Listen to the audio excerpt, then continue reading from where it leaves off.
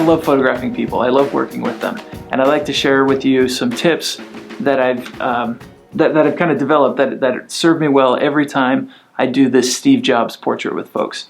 The first thing is that this little black box has got to be invisible. It's got to be already set up. You've got to have your shutter speed and your aperture. Everything is ready to go. Your flash is the right brightness. Everything is set up so that when somebody steps into my field of view, I'm making a picture with them. I'm not fiddling with my camera. This box is intimidating to a lot of people. I mean, look at it. I've got this big old thing on the front. It looks like I'm ready to go shoot elephants in Africa or something. And it's kind of intimidating. And so we want to minimize that as much as possible. Usually I even use a tripod. I'm in tight quarters today, so, well, that and all my tripods have video cameras holding them up right now. So, but usually I'm going to even use a tripod so that this box is not connected to me and I can interact with a person directly. I think that's really important for you. One of the big rules we have in portrait photography is that, especially on women, we often photograph from above. You know, we never photograph a woman from down below. We always photograph from slightly above in order to help it be a more flattering picture. Just because we're doing an interesting, character-rich, specific portrait like the Steve Jobs thing doesn't mean that we get to just make a picture of a person without helping them look their best. We've got to help them look their best. And that's the reason that we often shoot from slightly above the eye line in a portrait. And that's great for family portraits, and that's great for wedding portraits and flattering, lovely portraits. But in this case, this portrait is about the viewer's interaction with the person in the picture. And to have that, we need to have a very respectful, on par, I'm your equal kind of view between interaction between the portrait and the viewer. And so to do that, we need to put the camera right in the middle of the picture. And that's generally at nose level. So if I'm photographing someone shorter than me, I've got to bring my camera down and put it right into their nose level. That means I'm coming down like this. If they're shorter than me, I can't stand here and shoot downward. It doesn't look the same. It doesn't maintain the same look to this portrait. And it changes the whole feel of the viewing response, the viewing relationship. Get what I'm saying? So we're not gonna shoot downward, even though we may be shooting a woman in this case. We're gonna shoot straight on. And I want an on-par picture, something where you and I are having a conversation with our eyeballs or something. I don't know. Anyway, put the camera right in the middle. You got to keep it in the middle, going vertically up and down like this. Let's talk about working with a person. Chris is going to help us make a picture today. Chris, come on in. I'm glad you're here. Thanks so much for making a picture. Just step right into the booth here. That's the right spot. You got it. Now, as I'm working with Chris, remember, even though it's a character portrait, he needs to feel like he's looking good, like he's got a good-looking picture. So we're going to use all the rules we know about making a headshot. You know, stop, listen. No, don't stop. Go after I talk. Go watch Peter Hurley's videos on Scott Kelby's blog. The posts that Peter Hurley has done. Go watch those after you watch mine. If you go watch them now, you won't want to come back and watch mine because these are so awesome. So go watch Peter's videos about how to help people look great in a headshot. You know, he talks about the squinch in the eyeballs, and he talks about head forward and down. You know, push your forehead out and down toward the camera to help eliminate the slack that we get as we grow. I've got this slack here, and just standing normally, you can see it. But as I extend my forehead out and down toward the camera slightly, that slack disappears, and it makes me feel more flattered in a picture. It makes me, I don't know, flattered, is that the right word? It makes me look better in the picture. And so we want to use all of these tools to photograph a person. Even though we're doing this funky Steve Jobs picture, they still need to feel like they're looking good. Now, the benefit of doing the Steve Jobs picture is that it's not about them anymore. They're not portraying themselves in a picture. Now they're actors. Now they're a character, and they're doing something different and special, and they're focused on making it look right. So I've got my phone here, and I'm showing them the portrait. I'm showing them how it looks. I'm giving them a refresher of the look in Steve Jobs' eye, the gentle smile he's got that he worked with. I mean, Albert Watson, man, what an amazing job he did making this picture. And it's so good that it makes it easy for other people to emulate it.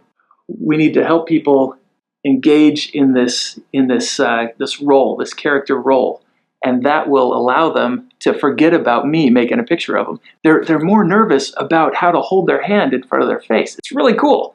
If you do this, you'll love it. It's a lot of fun. And so I've got some tips for you. Steve Jobs, to get the pose just right, you gotta take the tip of your thumb and just rest it gently against your first knuckle of your first finger, just about like that. It's not like this, and it's not like this, and it's not like this. He's not stroking his beard. It's the thumb isn't sticking up. That's one of the main things. I've got some of them where they are, and I kind of like it, but to be just like Steve, we put it down here like this. And if it was me, I'd be like, yeah, that's a great idea. I'd like to see. But Steve's got his hand just in front there, and it's not pushing, and it's not resting on it. All of these things make the face look a little fleshier, and that's not flattering either. So help people to not press against it, and help them not to rest against it, but the hand is actually gently touching against the chin like that. So just that thumb to forefinger right there. And then here's the next thing. I'm doing it with my right hand to show people, because I'm facing them like this, they're going to mirror me. I say, okay, do it like this, Chris. With your left hand, bring it up here, just like that, and put the tip of your thumb right to that first knuckle. Yeah, just like that. And maybe cross your arm like this. If you cross your arm, for a lot of people, it looks better. It looks more natural. Some people, it doesn't look good at all. So, but Chris has got it pretty good. Yeah, I like that. That's good. That's excellent. Okay, you're all set there. Push your forehead out and down towards me a little bit. A little less. That's about right. Now, one thing, Chris has glasses, and I love glasses pictures with this because Steve's wearing glasses in his picture, and it looks a lot more genuine, I think. But you got to have people lift their glasses up just a little higher than usual so that you have their entire eye contained within the frame of the glasses. If the frame is cutting across their eyelid, it's not so good. So, yeah, there you go, Chris. You've lifted up just a little bit. And chin down just a touch. There you go. Lean towards me just a little bit. Oh, that's great. That looks really good. He's ready to make a picture.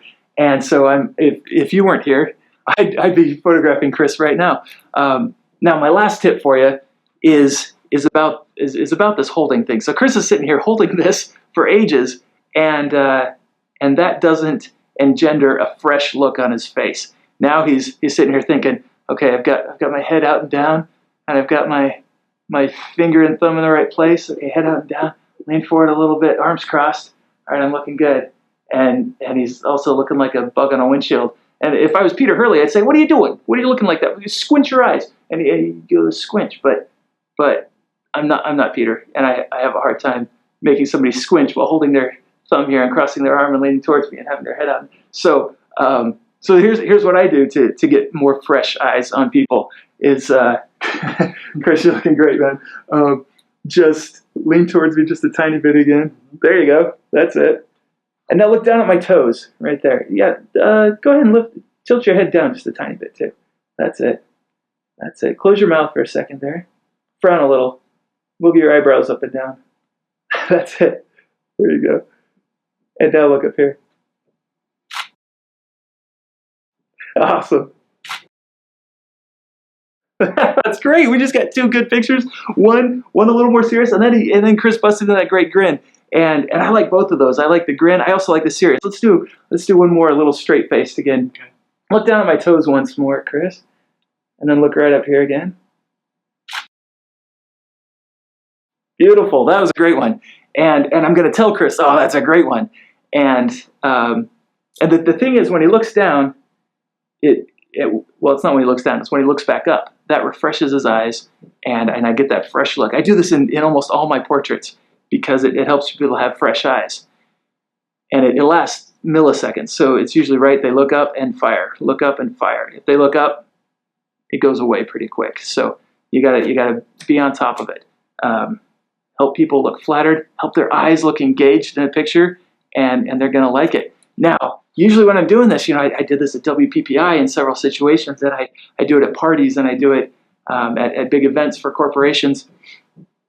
I've got somebody for like 5 seconds, maybe 10. I've got Steve Jobs' picture on my phone, ready to show him. I say, hey, have you ever seen this picture? They say, oh, no, I've never heard of that guy. Yeah, of course I've heard of him. Steve Jobs, that's great.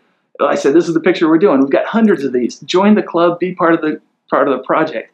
And I show them this picture really quickly, and I stand here, left hand up here like this, fold your arm, don't fold your arm, head out and down, look down at my toes, look up here, snap, that's it. I say, oh, that one was great. And people have a fun time doing it because we're making a picture together. You know, we're really creating a thing. It's part of a project, and they love it.